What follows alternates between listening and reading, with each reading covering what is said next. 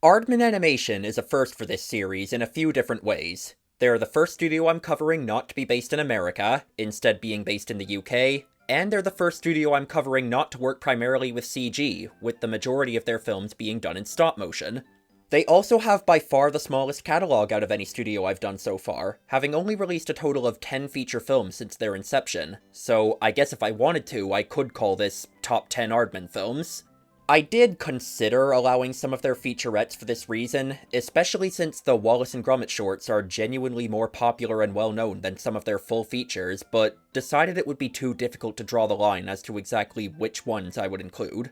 To really briefly address my thoughts on the Wallace and Gromit shorts, I think they're great. A Close Shave is my favorite one. It would easily be in the top 3 of this ranking if it were eligible. Anyway, let's get into my ranking of the features, starting with number 10. Flushed Away. I have to say, Aardman has a much better and more consistent track record than most of the other studios I've covered for this series, with Flushed Away being their only movie that I would consider to be kinda bad. There are a couple of reasons I don't really like this one, which I'll get into, but at its core, it's a romance story where I just don't find the relationship between the two leads compelling at all. The main character is such an unlikable wuss, and every scene between these two feels like they're just trying to hit the beats on the standard romantic subplot checklist. Here's the scene where they first meet and hate each other. Here's the scene where they're thrown into a bad situation together. Here's the scene where they start playing music over the top of it and they smile at each other, which I guess is supposed to mean they like each other now, even though they hated each other in every scene before this one, etc, etc. They're just going through the motions. I never really buy the connection. Another one of my main issues with this movie is the look. Now, I'm not some kind of expert on animation, but I don't think it's crazy to say that an art style that works in one medium necessarily also works when transcribed directly into a different medium. I like Aardman's character design, but a big part of what I like about it are the textures and lighting and choppier movement that come from plasticine and stop motion.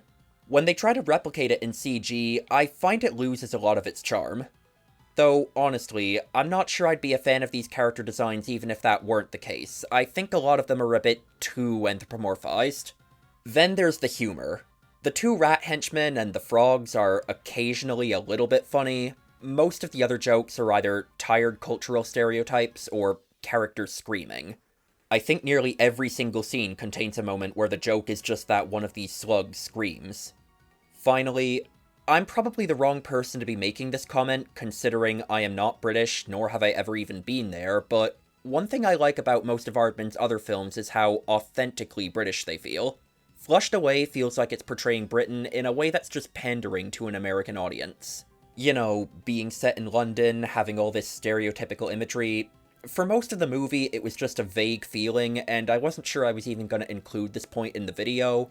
However, this feeling was pretty much confirmed for me when I noticed that, in the ticker for the football match, the timer was counting down. So then I felt like I had to point this out. Still, as subpar as Flushed Away may be, it's easily the least bad movie that I've ever ranked on the bottom in one of these videos. Number 9. Shaun the Sheep movie, Farmageddon. I've come to realize that, for me, one of the immediate red flags of an inferior sequel is when it relies on some kind of cliché gimmick, rather than any kind of conflict arising from within the returning characters themselves. For another example, I originally noticed this specific brand of franchise fatigue with the Diary of a Wimpy Kid books. For the first 5 or so, the individual books didn't really rely on any sort of stock storyline, any conflict spurred from Greg and his relationships with his friends and family, but the books after that could be a lot more neatly defined, like, this is the Christmas one, this is the Valentine's Day one, this is the road trip one, this is the sleepaway camp one, you get the idea. In the case of Shaun the Sheep Farmageddon, this is the friendly alien crash lands near them one. None of the Shaun the Sheep cast really have a lot going on in this one, it's just they meet an alien and all of the exact sorts of antics you would expect to ensue during this stock storyline ensue. I guess a sequel doesn't necessarily have to stand out and be as good as the previous entries to justify its existence. Like, I suppose if you just want more Shaun the Sheep, it is more Shaun the Sheep. But unfortunately, the fact that it doesn't really stand out at all isn't where my problems with this one end. it really abuses the concept of musical montages. I think I counted at least 5 or 6 throughout the movie. And I find the alien themselves kind of annoying. Compared to better movies of this ilk, like Lilo and Stitch, they're not really much of a full-fledged character so much as a MacGuffin. Their only real role in the plot is being a loud nuisance, basically, and actively making the other characters' attempts at helping them more difficult.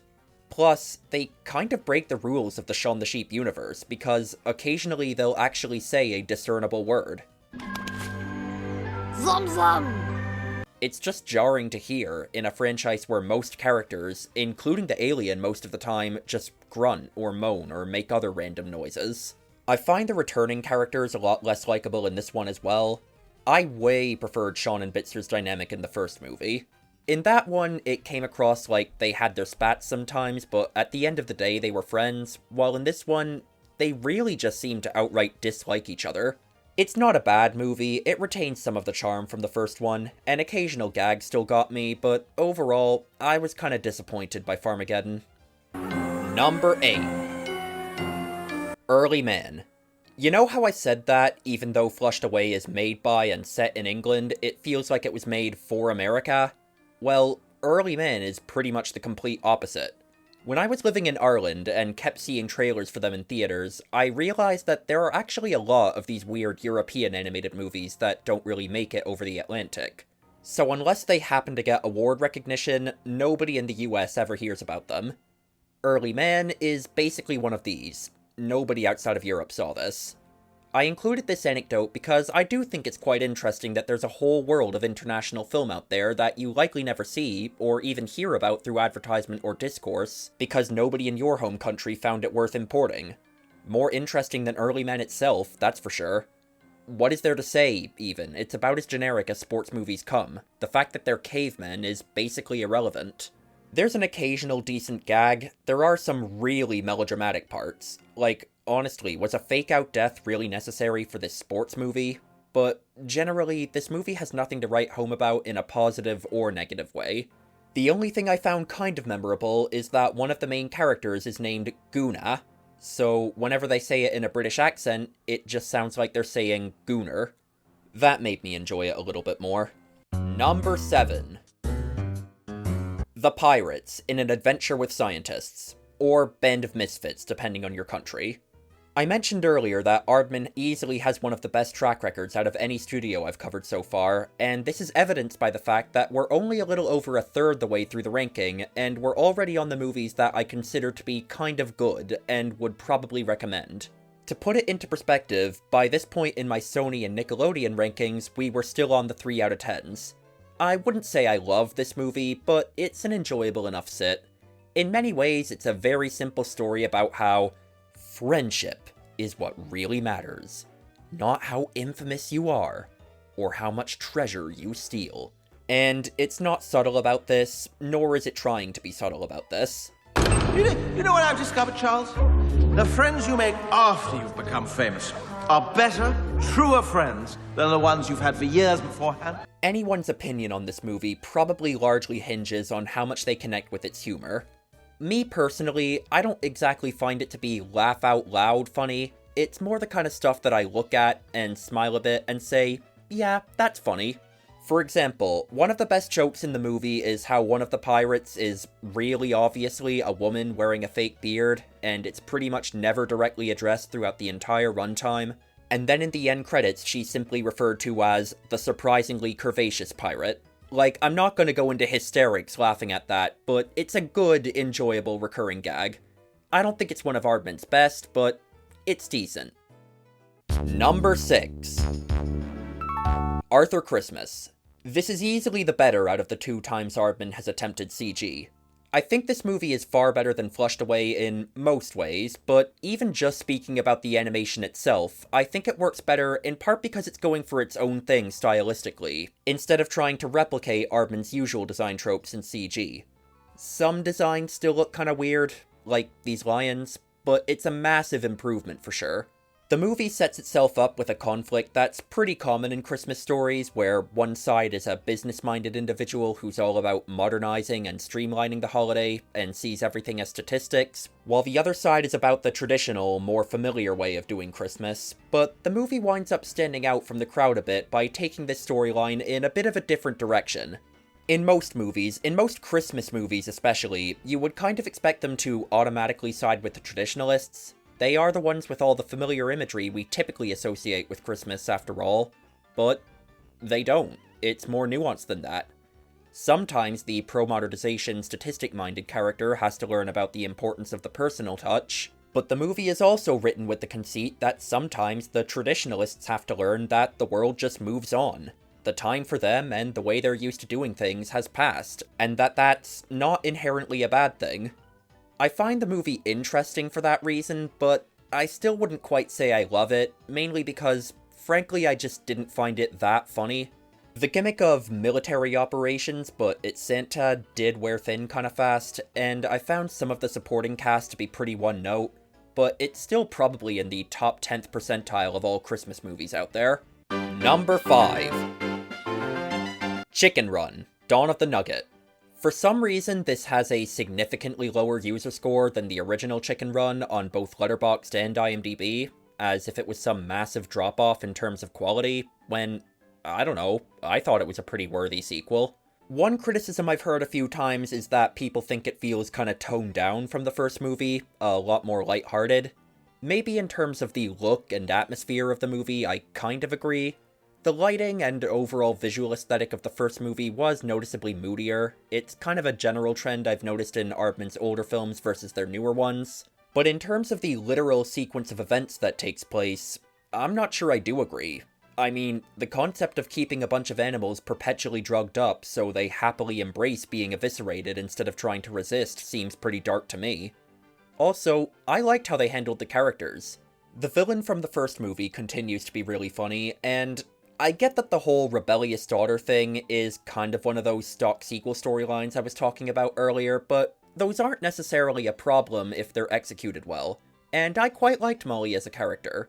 There's some genuinely really sweet moments between her and her parents in this, and I was happy they didn't give Ginger and Rocky any sort of fallout. I think movie couples that simply remain happily together in the sequel need more representation. To me, the only other thing that noticeably dropped in quality compared to the first movie was the soundtrack. Even ignoring that weird pop song they play over the opening montage, I found the score in this one to be kinda bland and forgettable. The only exceptions being moments where they use renditions of the iconic main theme from the first movie. While I don't agree it was a big drop-off, it's definitely not as good as the original. Number 4. Wallace and Gromit, Vengeance Most Foul. I reviewed this one fairly recently on my channel, and in that video, I said it was near the top of my Wallace and Gromit ranking. Upon rewatching it for this marathon, I think it's more mid-tier in my ranking.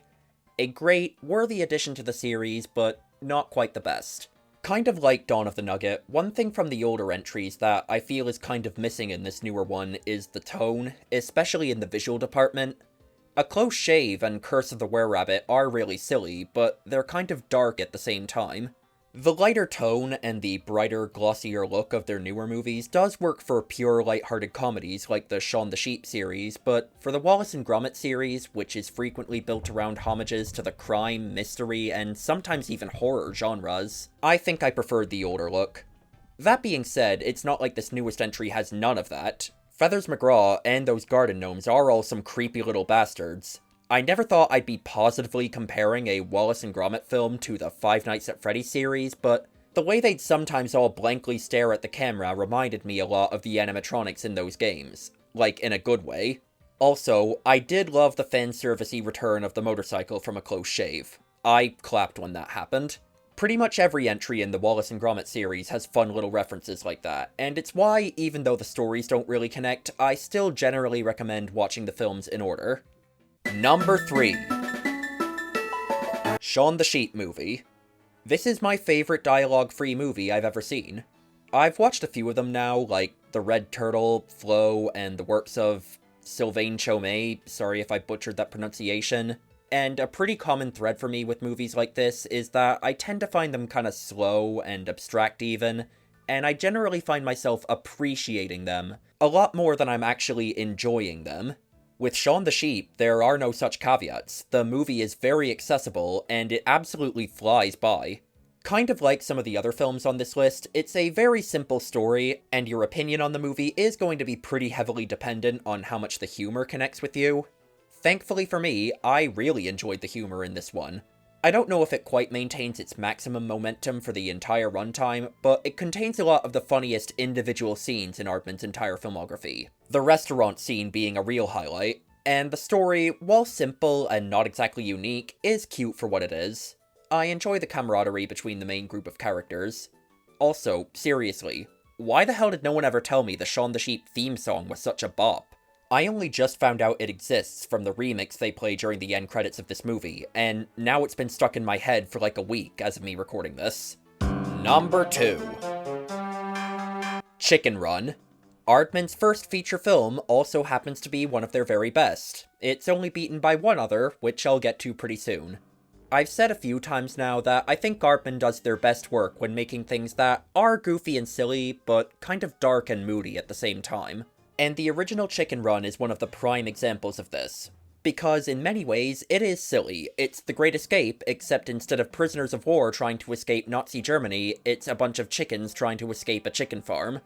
The villains are hilarious, possibly the best in Aardman's filmography. I love watching them both get absolutely driven up the wall by the protagonist and her various antics throughout the movie. At the same time, though, there is a genuine sense of dread regarding the fate that awaits these characters should they fail to escape, set up pretty well by one of the more effective first-act deaths out there. Also, I alluded to this a little bit earlier, but the John Powell and Henry Gregson Williams score is genuinely incredible, and it also fits in with the silly yet serious tone balancing. It incorporates kazoos, for crying out loud, yet it still perfectly encapsulates the feeling of triumphance. A very respectable entry in Aardman's filmography indeed, but not quite their very best. Number 1. Wallace and Gromit: Curse of the Were-Rabbit. This is one of my favorite animated movies in general, let alone in Aardman's catalog. I knew this was going to be number 1 before I even knew for sure that I was going to make an Aardman ranking. When it comes to Wallace and Gromit, some may prefer the shorts, but this movie has always been my personal favorite portrayal of the relationship between the main duo. In this one, more than any of the others, I really get a sense of how much they truly care about one another, in spite of Wallace being kind of a buffoon. Nearly all of my favorite comedic set pieces in the series are in this movie as well. I only realized as I was writing this script just how fucking funny it is to me that Wallace built this giant female rabbit costume as a lure for the were-rabbit, and then it works on himself. And while I'm talking about Wallace and Gromit in general, I just need to take the time to point out how I think Gromit has possibly one of the best character designs of all time. It's actually amazing how they're able to convey this much personality out of a silent character who doesn't have eyebrows or even a visible mouth. I guess simplicity is key sometimes. I tend to prefer the wider scale of this movie as well. This whole town of vegetable-loving old people has so much charm and character to it, and a lot of my favorite jokes and line deliveries in the movie come from the various townsfolk. Mob supplies! Get your angry mob supplies here! And while, again, I'll reiterate that I think the individual entries in this series are made better by having seen all of them, in this case, it's really fun to notice that basically all of Hutch's dialogue is assembled from things Wallace has already said in the shorts, or earlier in this movie. The bounce has gone from his bungee. The bounce has gone from his bungee. Even ignoring how it compares to the rest of the Wallace and Gromit films, on its own it just makes for a great parody of horror and sci-fi movies. The Were-Rabbit is basically a riff on every classic movie monster at once. There's obviously the werewolf, but there's also King Kong, a bit of a Frankenstein/The Fly thing going on with the whole mind-swapping/combination element. They even parody the T-Rex scene from Jurassic Park at one point. And that's about it, really. I love these characters, and this movie catches my sense of humor pretty perfectly. Wallace and Gromit, and Aardman animation in general, are one of the best things to come out of the island of Great Britain. This was easily one of the more enjoyable videos I've done so far in this series, in part because there really wasn't any slop to get through. Most of these movies were just good. As far as I'm aware, as of right now, Aardman has only one future project announced, but it's one that I'm very curious about. Supposedly, in the relatively near future, they'll be releasing a film in collaboration with Pokemon, of all things. I don't know if it's going to be a feature, or a short, or even just some quick promotional video. Either way, this is not a combination I'd ever thought I'd see.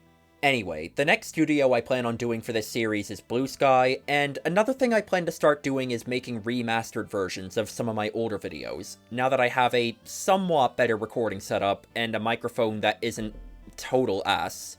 The first one of these is probably going to be an updated version of my Ice Age video, since that'd nicely serve as a companion piece to my Blue Sky ranking, and updated versions of my DreamWorks, Disney, and Pixar rankings will probably come out in the same order the original videos did. Yes, they will include movies from these studios that have been released since the original videos. No, this is not something I plan on doing regularly. This has a lot more to do with updating the quality of those videos than updating the rankings themselves. So be sure to like, subscribe, and stay tuned for that, and be sure to leave your thoughts on Aardman, their movies, and my ranking in the comments below. Thanks for watching, goodbye.